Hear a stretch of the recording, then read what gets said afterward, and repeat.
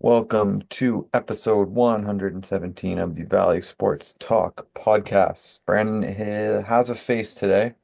Hello, I'm back. There is a face to the name.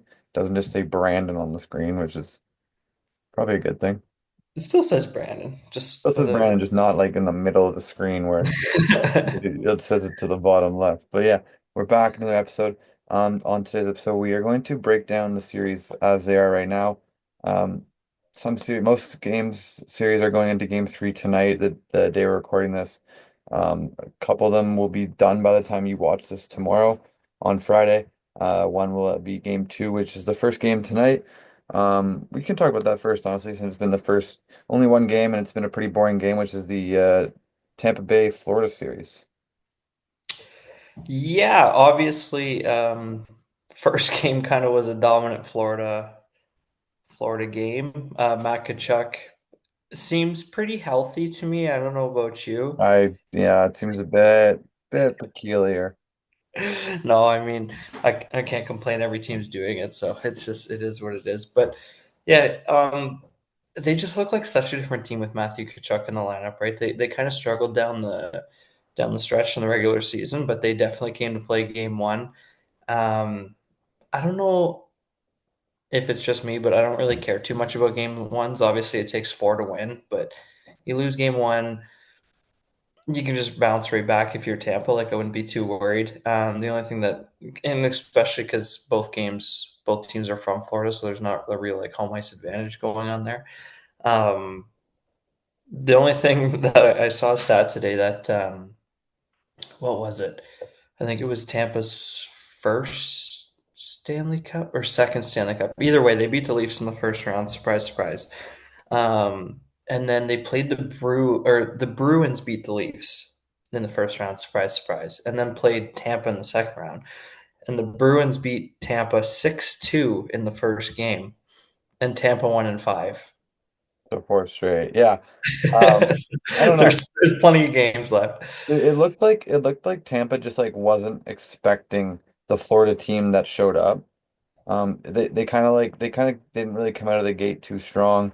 And then by the time like even Vasilevsky looked very shaky, which is not something that usually you would expect from him, being the caliber of goalie he is. So I'm like you said, I'm expecting a completely different Tampa team to come out tonight, which should be interesting. The only thing that I do disagree with you is that I think game one is almost more important, is almost as important as the game seven. Because if you look at the math, like it's like 75% of teams that win game one go on to win the series, which sure, math is math, 75%. But I think coming out and sort of getting on out on the right foot is a very important part of the series. But obviously, like you said, game one, it's just game one. You can easily bounce back. But I think it's a bit more important than maybe you put it out to say. But that's just my personal perspective on that. Um, what do you think? What do you think the Lightning have to do to sort of shut down Matthew Tkachuk tonight? Stop taking penalties. I mean, both his goals were on the power play. And I believe they went 3 for 3 on the power I play. believe so too. It was like either three for three or three 100%. for four.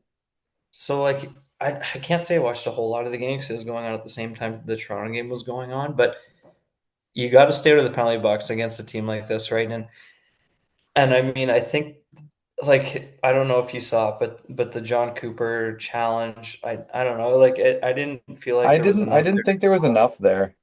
Yeah, me neither. I thought it was kind of a weird challenge. I get it that like it's going from 2-1 to 3-1, so it's kind of like if you win that challenge, that's huge for your team. But you basically went from 2-1 to 4-1 with the penalty from the challenge and the goal, right? So that like, and then from the rest of the game there, like it didn't look like Tampa was even trying after that because they knew they had lost the game by then, basically. So I feel like it's just staying out of the box, playing their game because Tampa's a really good hockey team. They almost won the Atlantic Division.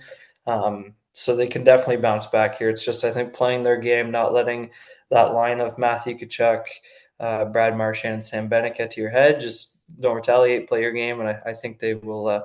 You won't get as bad of a performance from Vasilevsky again. Yeah. So Yeah, you should adopt the two TV method that we have going on here. I know, I saw that. It's pretty sick. For those who don't know, my dad has one 75-inch TV, and then we have our old 65-inch, which my sister is going to take to school next year. But we decided to plug that one in. So we have the main game we want to watch on the big TV with the 65-inch one with the other game that's going on. So for tonight, we'll have, since my dad's a Leafs fan, we'll have the Leafs Sens game on the big TV, and then the little one will have the Florida one with that Yeah, one. So then we can catch both games. Um, smart guy. Moving on to our next one. There's like what, three series right now, or 2-0. Yeah, I think Yeah, this so. is one of them, which is the Devils There's and five. Carolina. Five of them? Five of the eight, yeah. Oh my God. Yeah, you're right. Yep. I was missing one. I was missing two. One of the five is the Carolina Devils. I don't know about you, but I personally have watched both games because both of them have been at times where no other game has really been on. They were like the only one on. Hmm. And this just is sort of like I don't know. It's not a very exciting series because, like we mentioned in our previous episode, New Jersey, or not New Jersey, Carolina is so defensively sound that they like I think I said it. They play to win 2-1. In their last game, they won 3-1 with an empty net. So they just play to limit the goals, which makes it kind of boring to watch, but also it's the way Rob Brindamore plays. So and it's working because they're winning games. But in my opinion, it's just been the fact that New Jersey hasn't been able to get anything offensively going on this Carolina team unless they find a way to break that defensive system that Brendan Moore plays. I think that this series is not in a good way gonna end for New Jersey. Yeah, we'll see if they can turn it around. It has been a boring series just because, like you said, Carolina's very defensive and New Jersey's very hurt. So Yeah, that matchup leads to not a lot of goals. But you know what? For New Jersey's credit, they lost their top forward before the playoffs even started, and during the playoffs good defense. they lost three defensemen in their starting six, I believe. Luke Hughes, Brendan Dillon. And somebody else. Who is it? I don't know. Anyways, they're losing. There's three defensemen that are normally in their top six in here. I can try and I remember his name if I can find it. But um, I think they're doing a good job at sticking around. Like you said, both games have been close. I mean, until the very end. But I'm trying to find who the defenseman is that's not there. But I'm probably not going to find it. Anyways, whatever. They're missing a lot of people. Point taken. They're keeping it close, and both games were in Carolina. Carolina fans are pretty hyped up come playoff time for their team. I think obviously New Jersey has to win both games at home to still be in the series, but I don't think it's out of the question. Like the New Jersey fans are going to come to play. Um, New Jersey has been sticking around. I think if they can get first goal like they did in game two, they got first goal, which was huge. They just couldn't hold on to it. But I think if you can get the first goal at home, kind of settle the nerves down a little bit and get back to your system, I think there's still a potential in this series for New Jersey. But I mean, I don't see it happening. I'm just saying the hypothetical. If you're like a New Jersey hopeful, this is what you can be looking towards. You're going home battling twice versus Carolina in two pretty close games. So I do think it's over, but I do find it respectable the way New Jersey's been battling through all the injuries. They could have just given up. Yeah. One question, I guess, is what does New Jersey, if it's okay, assume New Jersey gets eliminated here. What do they do with Timo Meyer? He's making 8.8 and he's not playing up to an $8.8 million player with 6 years left on that contract.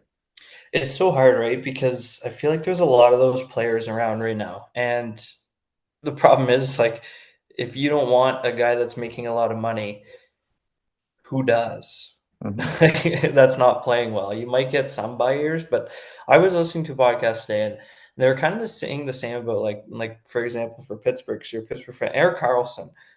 Like if you're Pittsburgh, you're not good enough to be a playoff team, but you're not bad enough to be in Be a Gavin first McKenna overall pick. topics, Yeah. right? But Carlson could Carlson gets you a couple wins a year, like if you think Mhm, about it. definitely. He also But gets you a couple losses. who wants who wants a 35-year-old $10 million defenseman that's injury prone, right? I don't know. Mhm. I feel like you just got to stick it out, keep having faith in Timo Meyer, and hope that hope that he comes out of the slump he's in because yeah, Yeah, he had a gaping hole in game two. If you were watching yeah, with the and he empty net, fanned on it. he just fanned on it. Yeah. But Next series, another 2-0 series is Montreal and Washington. Obviously I called this that they would lose. You still, unless you still have hope. The Washington Capitals are a massive team, and they are just bullying Montreal in the hit category, in the forechecking category, in the mind game category. They're just all over this young team from Montreal. Um, I didn't expect it to be this not lopsided, but like I know in game one, Montreal had a really good third period. But other than that third period, I don't think I've seen a Montreal team that we expected to come into this. It's been majority of all Washington since that, other than that one third period. yeah, I feel like if you're Montreal, the thing you gotta hope and cling on to is if you don't count the empty netter, you have been absolutely dominated in both games, and you lost both games by one goal, right? So like Montebo is playing really well, which I did not expect. He's been really well. He's been really good in this series. He's getting peppered, and he's standing tall. So I feel like if you're Montreal, you do have that to look forward to. Like you've been playing terrible, and you only lost both games by one goal. So if they can kind of find it at home, then maybe they can get back into the series. Obviously, Montreal is one of the hardest places to play if you're an opponent, so that's what you have to look forward to. But just like you said, the biggest thing is the physicality. Like Washington is just walking all over them, and they're not getting any. I don't know the right word, but like resiliency back towards them. Like it's just they're able to do whatever they want, and they're not getting any punishment for it. Like if somebody levels, like Ovechkin's leveled Caulfield twice and nobody's touched him, right? So, and Wilson's kind of doing whatever he wants with this series. You can tell he's definitely getting under Anderson's head, and Anderson took a penalty for it in game two. We'll see if they're able to bounce back, but Washington's been dominant.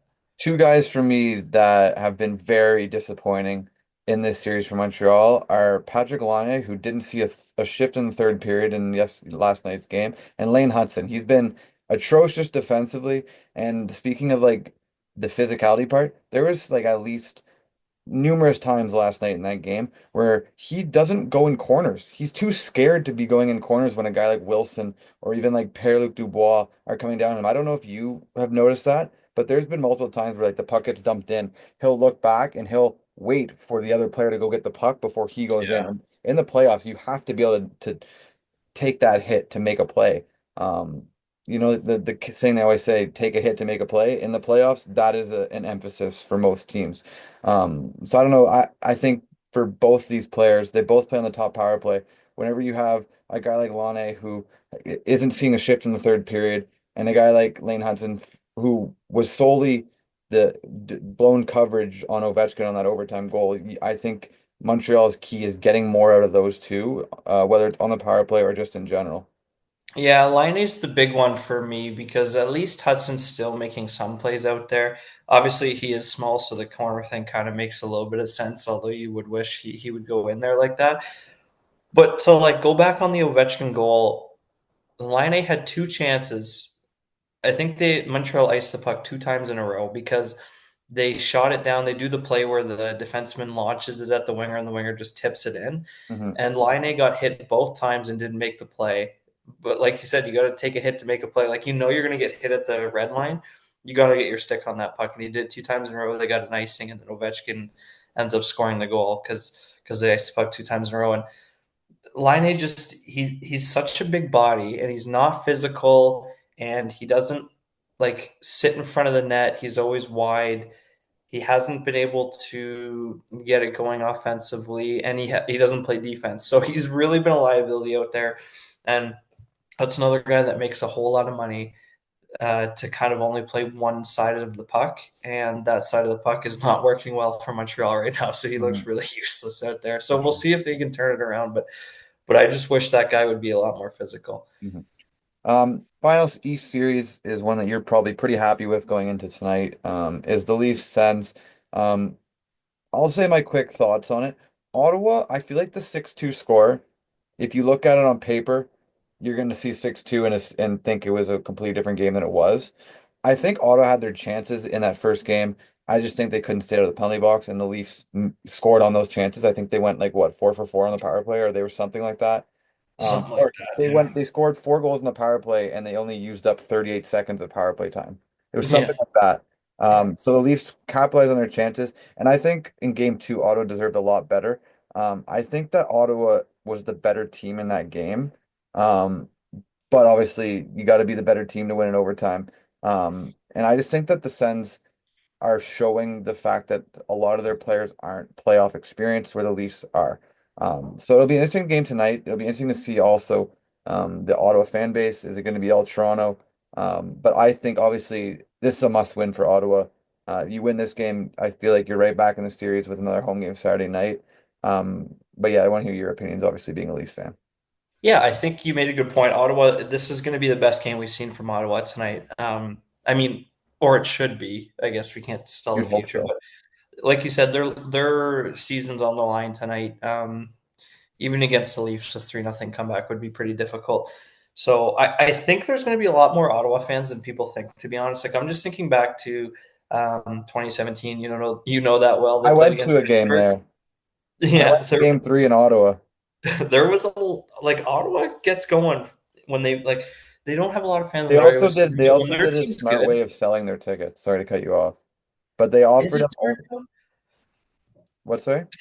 So I don't know if it's smart because you give season ticket holders first Yeah, the crack. more you think like it's smart, but like the more you think about it, it could backfire. I know where you're trying to get at this, but go on. Yeah, like I heard a story where like season ticket holders got First acts. um lower bowl tickets for like $250 a piece or Yeah. whatever because they Then get a they got big first discount. access. And they get a huge discount. First access plus huge discount. And then the prices go up and an upper bowl is way more than 250 and they got Upper 250 Bowl, for I lower looked bowl. at it for game three tonight is sold out. Yeah. Game four, there's very little tickets available. And like all the tickets are like very last row of the 300 level, and they're selling for about $350 for the Yeah, very and I know last row. the ones in the lower bowl are over a grand. Yeah.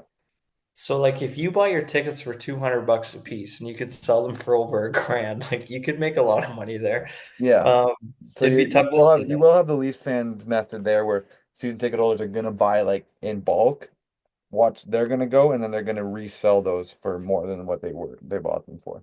Yeah. In saying that, I still think there's going to be obviously there's going to be a lot of Leafs fans, but I think there's going to be I think the ratio is going to be a lot more Sens than people think. Like my guess, I don't know about you, I'm saying 70-30 for I like Sens. that ratio.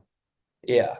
I think they'll come to play. I think just because of the fact that what we just said, season ticket holders got lower bowl at a discount. I think you might actually see a lot of Leafs fans in the lower bowl and a lot of Sens fans in the 300 levels, just Yeah. because Which is the the ones you season won't ticket see on holders could TV. like sell their lower bowls and then buy upper bowls, you know. Yeah. So we might see a little reverse there, which would be kind of funny. But um, I think Ottawa's been good too. You know, they've battled hard. They've definitely shown their inexperience.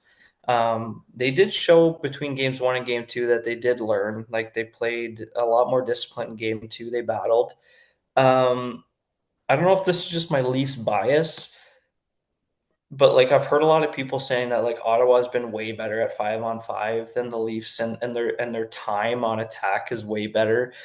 But like I agree with that, but also if you think about the games, like game one, the Leafs got out to a huge lead early. Even game two, they went up 2-0 in the first. Like at that point, any team is going to start playing, even if they don't admit it, they're playing defensively at that point. So it makes sense that Ottawa's time on attack's a lot more, if you know what I mean. Yep. I'm not discrediting Ottawa because I think they have put a lot of pressure on Toronto. Obviously, it was a really good comeback to get the game to overtime, and I think honestly, like the Sens it's weird because I think the Leafs have played good enough to be up 2-0, but I also think the Sens deserve better than being down 0-2. But I don't think the time on attack and 5-on-5 sets that people are talking about are as meaningful as they are because the Leafs have been playing very defensive once they got to early leads, so the time makes sense.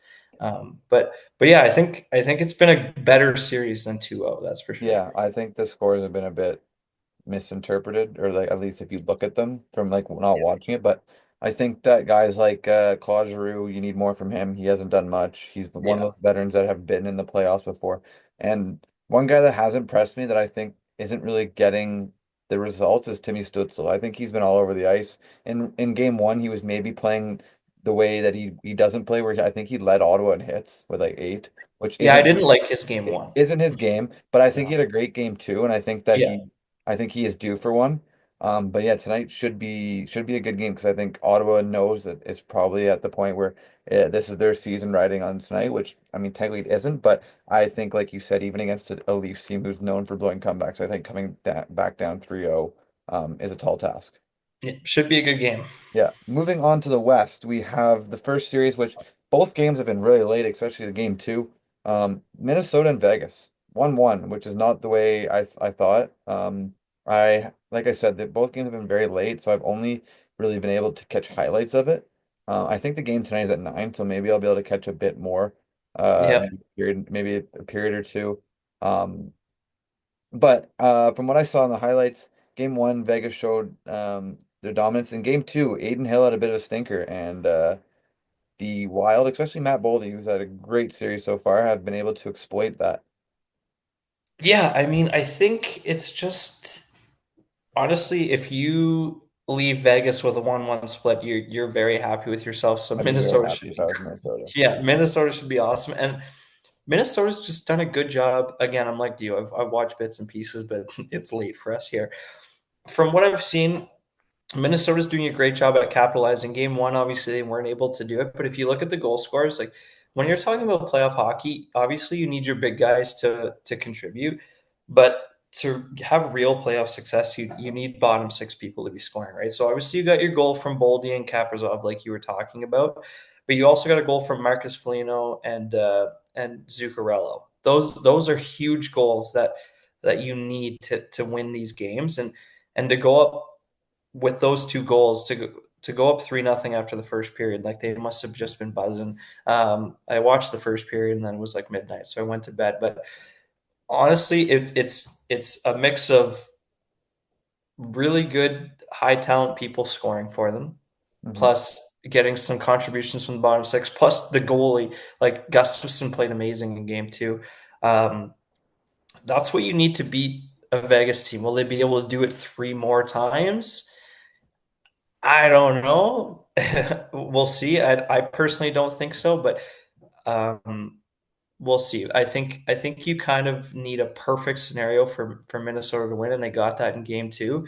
So Vegas shouldn't be too disappointed. I want to know if you think personally if Shea Theodore might be somewhat injured. I don't know if you saw it, but I he don't think basically there's no way. single-handedly gave away four goals to I would like to Minnesota. say that in the playoffs, there's no way players are playing 100%. Like I don't think there's a single player in the playoffs that can Yeah. say I feel the greatest I am. There's no way after playing in 82 games or up to 82 if you played the whole season that you were playing at 100%. But I just think the Did you way see his Theodore giveaways though? yeah, they weren't good. They looked like giveaways that you wouldn't expect a player like Shea Theodore to give up. I No. think that nagging wrist injury is hurting him, the one that he suffered in the Four Nations. I'm thinking that the giveaways maybe him not playing confident in the wrist and that being an issue.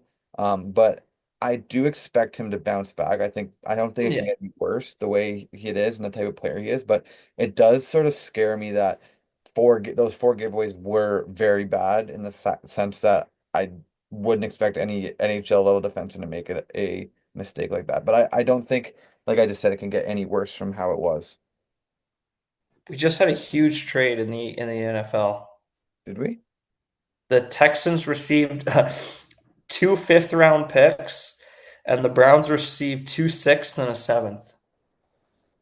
That's for the draft tonight. Yeah, Wow. I just had to say I that. thought you were actually, so what, the Texans just moved up into the fifth round and the Browns just Yeah, traded back to get three other picks tonight? yeah. Interesting. So cool. Interesting. Anyways, I think Vegas is so experienced that this loss won't really they'll be able to bounce back from. And like you said, Shea Theodore is such a veteran; he'll be able to bounce back too. Um, but again, I think that's a huge win for Minnesota if they can bounce if they can find a way to get Game 3. I think this a lot of people's opinions will change, and the series could go either way. But I think Vegas is too experienced to let a loss like this bother them. Yeah. Next series is one that was last night. Dallas and Colorado. Obviously, last night was a cool scene. I don't know if you watched it, but Yep. Gabriel Landeskog played his first NHL game in 1,040 days, which is a very cool feat. Congratulations to him. Unfortunately, it did end up in a 2-1 loss, where I thought I watched the first period and a bit of the second before I fell asleep, but I thought that Colorado was the better team in this, and I thought they deserved a better outcome than 2-1, but Jake Ottinger just stood on his head and didn't allow that to happen, obviously. And speaking of Tyler Sagan coming back from injury, scoring that goal. Yeah, it sounds weird because I'm about to say this about the team that finished fifth in the NHL, but um, for me, this is the biggest upset of the first round. Dallas has had all the reason to like give up. They lost Jason Robertson, they've lost Miro Heiskanen, and they go down um, 1-0 in a series where honestly I thought in game one they played really well and deserved better, and they lost. Like that would be so demoralizing, and to come back and you lost, and game one was at home, so that's got to be super demoralizing to come back to win two overtime games back to back against a Colorado team that is stacked. Plus, they're getting their captain back, where you've lost your best, arguably your best forward and your best defenseman, and you're playing a team that just got their captain back and really stacked up at the trade deadline. I think that's huge for Dallas, and I think Colorado has really missed a chance to grab hold of this series. Um, Jake Ottinger's playing really well, and honestly, both goalies have been really good. Like the series has Yeah, been really low Mackenzie Blackwood's been scoring. very good for what. Yeah, both like you got two electric offenses, and it's been low scoring. But I think Colorado's really missed a chance here to go up 2-1 or even 3-0. And Dallas, honestly, like kudos to them to not only be sticking around in this series, but to win those two overtime games and to be leading the series. I think is huge for them. And the longer they can make this go, it sounds like Robertson won't be back for the first round, but the longer they can make this go, it sounds like Heiskanen could come back. Yeah, I was just going to mention that Heiskins is skating in the pregame skates every time, so it's sort of Yeah. been that thing where I've been expecting him to go back, but I think at this point you're up 2-1. I don't think you play him game four.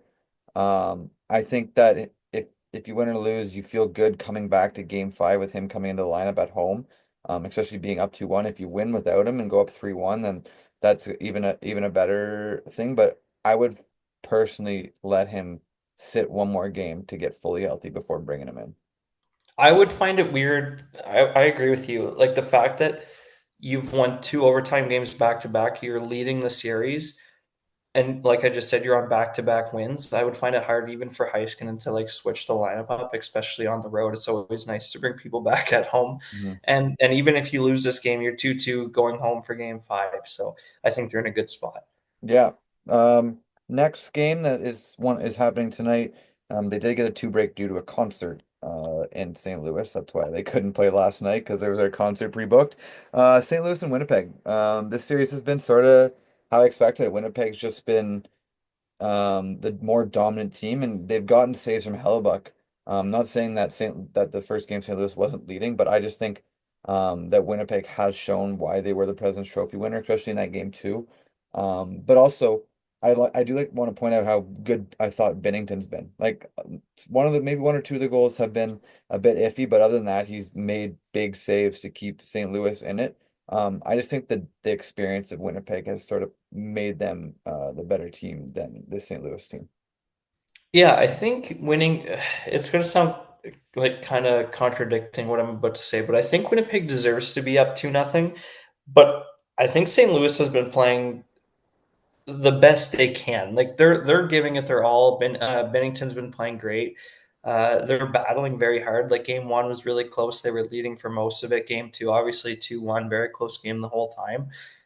It's been a very physical series. I think this might be the most physical series we've seen so far in the first round. These two teams are throwing each other around, It's them or the Montreal series.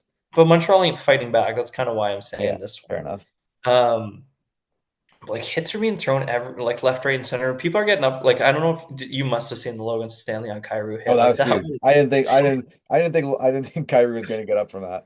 I There's been was a like, oh, he's couple dead. monster He is hits. dead. Yeah, I was yeah, like, he's a big boy, and it's funny. I saw him live when I went to Windsor one time because he played for the Spits in the OHL. But he's a big boy. But anyways, there's been a lot of hits back and forth. It's been a really tight series. I do think, like I said, Winnipeg deserves to be up 2-0, but I think St. Louis has been playing well. We'll see what happens in Game Three. There's a lot of important Game Threes because a lot of every team that's up 2-0 right now had home ice advantage. So there's a lot of important Game Threes, and there's a lot of teams that are down 0-2 that I think could definitely come back. And St. Louis, if Bennington can stay hot and get some wins at home, I think St. Louis is one of the teams that could come back for for sure. sure. Final series with 8 minutes left before we get cut off. Perfect timing. We have the LA Kings are up 2-0 on the Edmonton Oilers. The Edmonton Oilers have given up 12 goals in 2 games, and it is not because of McDavid and Draisaitl. I don't know when Edmonton is going to figure it out, but you have the best player we've seen since Sidney Crosby came into the league, a generational player, and you don't put a competent goalie or a competent defense on him. They just refuse to do it. Stuart Skinner is not a competent goalie, and having to watch that Bouchard Nurse pairing play defense is like watching paint dry. It's so hard to watch. It's tough. Like you can say all you want about Bouchard on offense. He's great. He's got a rock of a shot. He can lead your first power play. Anything to do with the defensive part of the end, he is honestly a liability out there. And it's at the fact where I'm thinking that Calvin Pickard has to start game 3 for the Oilers. I was just going to ask you that. You know what I can't wait for? So last year we did the same thing. We ripped on the Oilers, and I can't remember what you titled our podcast that episode, but it was something about how the Oilers suck, and then Yeah, they turned probably. it around and went on a big heater. So they're probably going to do it again. They're going to win in six after I we. don't know. I don't they look so defeated, and this LA team just looks better than it has these last 4 years. That's Like why we even picked him in Kempe our looks pools. great. What? That's why we picked him in our Yeah, pools. but I mean I don't have Kempe, Kopitar, or Byfield. Oh, I got 15 points last I night. have four. I have LaFerriere, I have Moore. I don't even have Kuzmenko. I don't either. I need Tampa. I have Tampa. But anyways, getting back to that, this LA team looks very good. They look so complete from like F1 or forward line 1 to forward line 2. And how about that young gun Brant Clark getting into the scoring race, setting the tone last night? Um, I don't know. And Kemper's been fine. This LA team just seems solid, and the Oilers just can't get any goaltending. I can't wait to say this and then the Oilers come back, but I just said how a bunch of 0-2 teams, I could see them coming back. The Oilers aren't one of them. I don't see how they come back in this series. LA has been dominant. Stuart Skinner can't save a beach ball right now. Like Mhm. you said, I think this is why Bouchard didn't make the Four Nations. He's one of the best offensive defensemen in the game, but he cannot play defense to save And his then you life. stick it with Darnell Nurse, who's just as much of a pylon. It's a Darnell recipe Nurse for disaster. Darnell Nurse spent more time laying down in his Every goalie's time on crease. every Like time on the power play. he just laid down, and it didn't work because LA can't stop scoring on the power play. Yeah. All it's doing is stopping the cross pass, I guess, but they're still finding ways to score. LA's been dominant. Darcy Kemper's like his numbers might not be amazing, but he's making saves when he needs to. Um, and even just for LA, like thinking back to game one, to give up that lead and to still find a way to win that game, I think speaks a lot about the composure in that locker room. I don't see Edmonton getting back in this I series. I don't know. know. LA's been I dominant. I think McDavid and Draisaitl can only do too much, and we saw it in that game 1 where they solely put the team on their back to come back in that game, and then they just Stuart Skinner again, or the defensive coverage just lacking, and flutter puck goes over his shoulder and in. Yeah, Connor McDavid literally can't do anything else. No, you can't. There's so much more you could do. Okay, let's say that. Say in the worst case scenario they get swept. I don't think they will. I think they'll get one at home. Um, do you think next off season, because Connor McDavid has 1 year left on his deal next year, do you think he leaves? If they I if this off season they don't put a competent goalie in the net and don't make drastic changes to the decor, and they let's say next year they go in and they're a first round exit again, do you think Connor McDavid leaves the Oilers? I don't. I find it hard to see him leave. I think I feel like he's just one of those guys that he wants to win with Edmonton. I don't know if you feel the same way. Maybe that's just me. Like neither of us know him personally, obviously. I just feel like he's one of them guys who wants to stick around, wants to win a cup. Like I feel like Gretzky won a cup in Edmonton. I think he wants to do that as well. So I don't know. I don't see it. I don't know if your answer is any different, but I don't see it. I I think it's can just s- I don't see him leaving, but I also can get to see a point where this offseason, say they get swept, if he goes into that office and says you have to do something or else I am going to listen to other teams' offers before I I send, could see that. like, you know I what I could see mean? that. Like I I feel like think there's he a could be point. very demanding. I feel like there's a point where he goes into that office and he's like, if you don't do this, I am gonna listen to any other team that wants to sign me before I even consider this. You know what I mean? If I'm Connor McDavid, I walk into that office and I'm saying, "Give me a good goalie, or I'm making you pay me 8 years, the max." 18 You mil at know, this point with the salary cap. whatever the max is. You know, Yeah, for sure. I'm I like, definitely see "That's that. very Um, we have 3 minutes left. Anything else you want to go over? I do quickly want to talk to you about something. So teams that didn't make playoffs, a lot of them did their exit season interviews, Yes. and the one in particular I want to bring up is Vancouver because they had a bit of an interesting That one. was very interesting. So you heard it. Obviously, if the people listening didn't hear it, the coach got interviewed, or the GM, I think. Sorry, It was and he was Jim Rutherford, who's the president of hockey ops.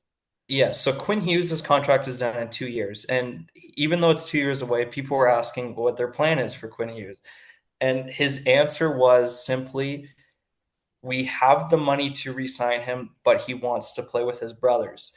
And a lot of people found that very interesting because obviously it'd be hard to get both Hughes brothers to Vancouver, but it'd be easy for Quinn to go to New Jersey. So I don't know what you It was think.